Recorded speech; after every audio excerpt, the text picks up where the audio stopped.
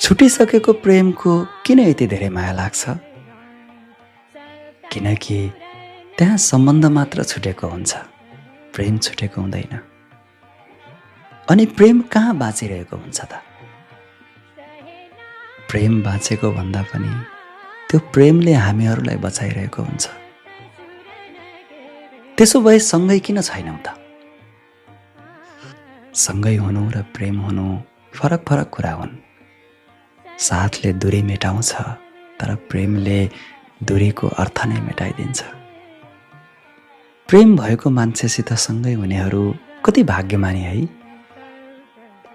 शरीरको साथ त एक दिन समयले खोसेर लान्छ। भाग्यमानी त ती हुन् जो टाढा भएर पनि कसैको मनमा जीवित रहन्छन्, कसैको प्रेममा बाँचिरहन्छन्।